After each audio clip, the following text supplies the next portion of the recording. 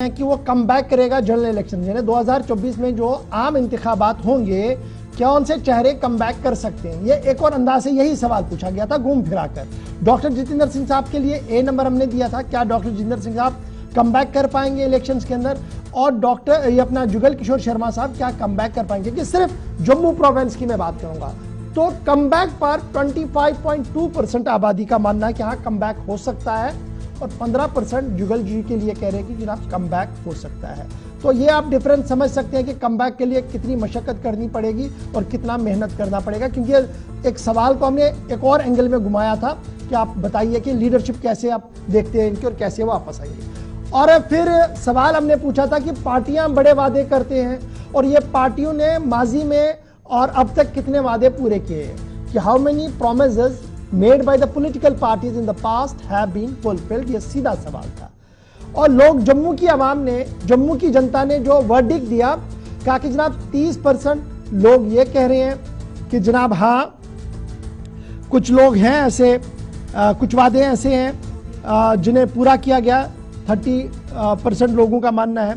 और फिर 15% B part जब आप देखेंगे तो उसमें आपको ये साफ नजर आएगा कि कितने परसेंट लोग कह रहे हैं कि नहीं हुआ है, वो भी आपके सामने आएगा। ये कलर ग्राफिक के जरिए से आपके सामने है कि कितने परसेंट हाँ और कितने परसेंट ना कर रहे हैं। और ये एक तादाद आपके सामने है, नॉट एट ऑल कि जो कुछ कहा जा रहा है वो पूरा हो, दैट इज 47%, यानी 47% लोग कह रहे हैं कि लिटरेचर में लिखा जा रहा है, बयानों में कहा जा रहा है, लेकिन पूरा नहीं होता है। 20% लोगों का मानना कि चलिए नहीं ना, बीजेपी ने जो कुछ कहा इन लेटर एंड स्पिरिट तो उसको करके दिया। 15% ऐसी थी हमारी आबादी, उन्होंने कहा कि हम इस पर कोई कमेंट नहीं करेंगे। और 16% का मानना था कि ये सिर्फ बहतान होता है जी, बाकी टाइम पास होता है। ये तो जनाब एक था। दूसरे सवाल पर फटाफट से आइएगा।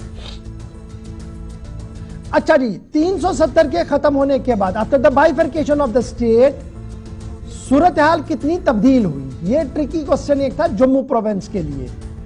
ऐसा ही सवाल कश्मीर में भी हमने पूछा, तो तकरीबन जो जवाब हमारे पास आया है वो बड़ा दिलचस्प जवाब था कि सिचुएशन कितनी चेंज हुई, 20% चेंज हुई है ये मानना है कोई 62% आबादी का, 50% चेंज हुई है ये 11% लोग मान रहे हैं, 75% चेंज हुई है ये भी 11% लोग मान रहे हैं, 11.40% लोग मान रहे हैं, और 90% जो रेस्ट है 15% ये है कि वो कह रहे हैं कि जनाब उतना बड़ा चेंज नहीं हुआ है।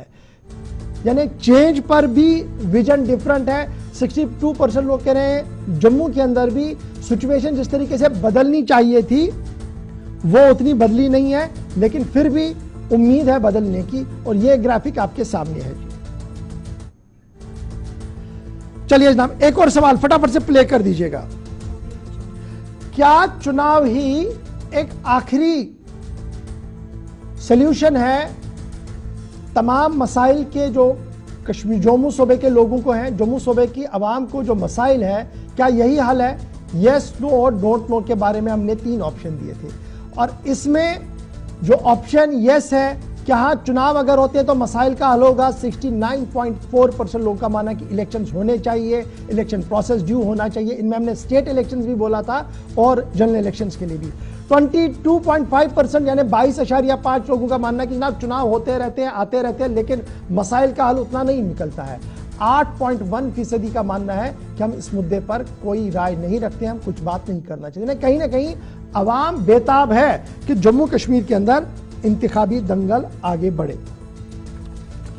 अहमद अय्याज साहब, सिचुएशन 5 अगस्त 2019 के बाद बल्कि दावा बढ़ा है और अच्छी खासी आबादी जम्मू सूबे की मारी है कि हाँ विजिबिलिटी तो है, लेकिन जो अभी हमारी उम्मीद है वो बढ़ नहीं आ रही है। क्यों? वो डिटेल में उन्होंने बता दिया है।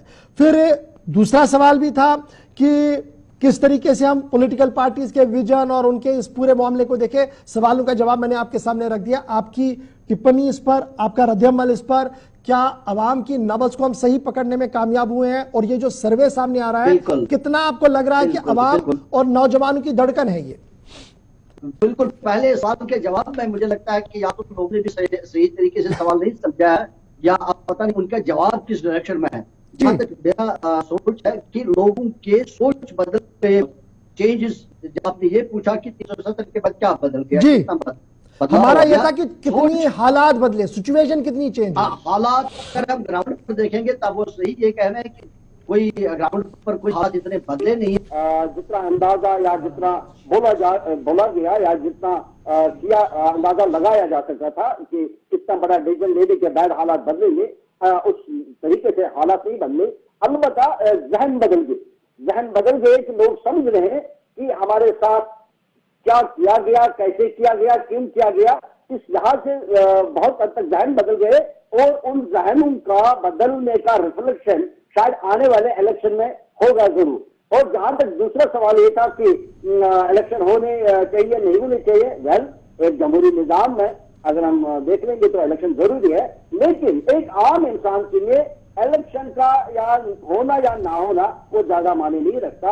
उसके लिए क्या मायने रखता है कि उसके लिए एक सही गवर्नेंस हो, उसके मामले जो है उनकी सुनवाई हो, उनके मामला जो है वो शुरू। अगर वो इस वक्त भी, जबकि इलेक्टेड गवर्नमेंट नहीं है, अगर वो इस वक्त भी किया जाए, मुझे नहीं लगता पॉलिटिकल पार्टीज के अलावा, पॉलिटिकल वर्कर्स के अलावा जो डायरेक्टली वापस है पॉलिटिकल जमातों के साथ, उनके बगैर जो बाकी लोग हैं उनको शायद उसके साथ कोई ये रहेगा कि भाई इलेक्शन होना चाहिए। उनके लिए ज्यादा जरूरी है कि गवर्नेंस अच्छी हो, उनके मामला को सुना जाए, उनको देखा जाए, उनकी प्रॉब्लम को हल किया जाए, उसमें गवर्नेंस, उसमें पॉलिटिकल इलेक्शन हो या ना हो वो माने नहीं रखता। अलबत्ता इलेक्शन माने रखते हैं पॉलिटिकल पार्टीज के लिए, पॉलिटिकल वर्कर्स के लिए।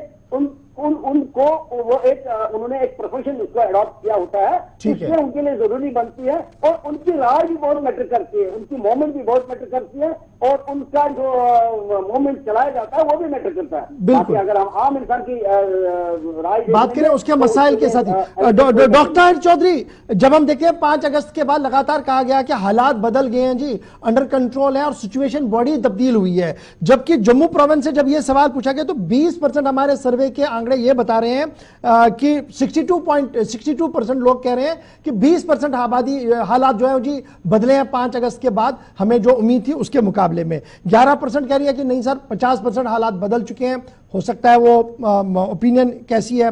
14.4 कह रहे हैं कि 75% बढ़ी है। तो कुल मिलाकर ये जो बड़ी बात थी कि 5 अगस्त का हिस्टोरिकल डिसीजन जिसको कोर्ट ने भी वेट किया है, ये एक गेम चेंजर होगा नेशनल कॉन्फ्रेंस के बीजेपी के लिए। क्या वाकयातन ये गेम चेंजर है या इसमें भी लिक्विनाज इतने ज्यादा पड़ गए हैं कि ये गेम चेंजर गेम स्पॉइलर ना बन जाए? नहीं, वो सब 5 अगस्त 2019 के बाद हकीकत में हालात बदले। जम्मू कश्मीर का जो एक सपना था नए जम्मू कश्मीर का, उसमें कहीं ना कहीं एक रोशनी की किरण नजर आई। श्रीनगर के अगर हम हालात देखें, स्पेशली वैली के अगर हालात देखें, तो वैली में जो हालात हुआ करते थे वो हालातों में चेंजेस आई। स्कूल कॉलेजेस खुलने लगे, बाजार खुलने लगे, टूरिज्म का एकदम जो एक श्रीनगर में हलचल स्टार्ट होगी टूरिस्ट के आने की, वो स्टार्ट हुई। लोग अपने आप को महफूज समझने लगे कश्मीर घाटी के अंदर। ये बहुत बड़ी बातें हैं। और बच्चों को रूटीन में आना, ट्रैक पे आना, वो हमारे कश्मीर के बच्चे जो स्कूल में जा ही नहीं पाते थे वो रेगुलर स्कूल में जाने लगे, बच्चे कॉलेजेस में जाने लगे, यूनिवर्सिटीज में जाने लगे। और माँ बाप को इस चीज का एहसास हो गया कि अब बाहर के हालात इतने अच्छे हैं कि हमारे बच्चे स्कूल में जा सकते हैं, घर हिफाजत से वापस आ सकते हैं। वो एक जो एक सिक्योरिटी का एक माहौल था लोगों को, वो उनको मिला। एक उनको इस चीज का एहसास हो गया कि जो पहले हालात थे वो अब हालात नहीं रहे। चेंजेस आई, जम्मू में भी चेंजेस आई। डेवलपमेंट की बात की जाए, रोड्स की बात की जाए, और चीजों की बात की जाए, ये चीजें हम रोज रिपीट करते हैं। चाहे टनल्स की बात की जाए, रेलवे की बात की जाए, एयरपोर्ट्स की बात की जाए, हर चीज में इंप्रूवमेंट हुई है।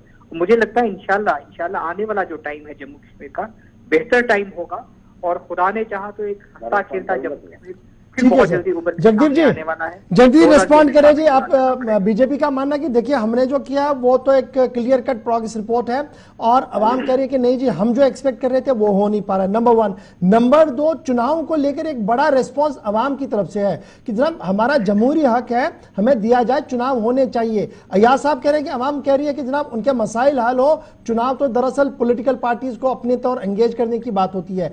आप एक पॉलिटिकल पार्टी को रिप्रेजेंट कर रहे हैं, अवाम की इस आवाज को आप कैसे देख पा रहे हैं, कितना एनालिसिस कर पा रहे हैं? बहुत बहुत शुक्रिया। मैं माफी चाहूंगा, बीच में थोड़ा सा तकनीकी खराबी रही, सारी बात मैं सुन नहीं पाया।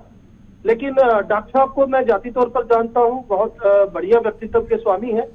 लेकिन जब पार्टी को डिफेंड करने की बारी आती है तो कुछ अहम तरीन मुद्दों को दरकिनार कर देते हैं। मैं एक उदाहरण देकर बताना चाहूंगा। मसलन मैंने अभी टोल प्लाजा की बात की, तो जनाब जब जम्मू खित्ते में एक बड़ा उबाल था, राजपूत सभा सामने आई सरोड टोल प्लाजा को लेकर, और नितिन गडकरी साहब जो संबंधित विभाग के केंद्रीय मंत्री थे, उन्होंने देश की सबसे बड़ी पंचायत के अंदर ये स्पष्ट कर दिया, जो कि नाही की गाइडलाइंस भी थी, कि 60 किलोमीटर के अंदर अगर कोई टोल होगा तो उसे सरकार हटाएगी क्योंकि वो अवैध है। बावजूद उसके, आप मुझे बताइए, जुगल जी को एक तरफ रख दीजिए, डॉक्टर साहब हमारे डॉक्टर जितेंद्र सिंह पीएमओ में बैठे मंत्री थे, तो क्या एक बारगी भी उन्होंने लोगों से बात की? क्या एक बारगी भी उन्होंने इस मसले को रिप्रेजेंट किया? और आलम यह है कि अब आज अगर नेशनल हाईवे पे काम लगा हुआ है, निर्माणाधीन है ये सड़क, बावजूद उसके जबरन टोल वसूली जारी है। तो ये एक उदाहरण दिया मैंने आपको। ऐसे बहुतेरे मुद्दे हैं जिन पर इनकी संवेदनहीनता, इन नेताओं की संवेदनहीनता इतना बड़ा मुद्दा है कि लोगों में आज बड़ा रोष है, बड़ा आक्रोश है, और लोग व्यथित है, लोग आहत है। लोग जानते हैं इस बात को कि भारतीय जनता पार्टी के तमाम नुमाइंदे, चाहे वो विधानसभा की बात हो या फिर लोकसभा की बात हो, केवल और केवल मोदी जी की लोकप्रियता को बुलाकर सत्ता आसीन हुए। कहीं ना कहीं आप भी ये मान रहे हैं कि लोकप्रियता मोदी जी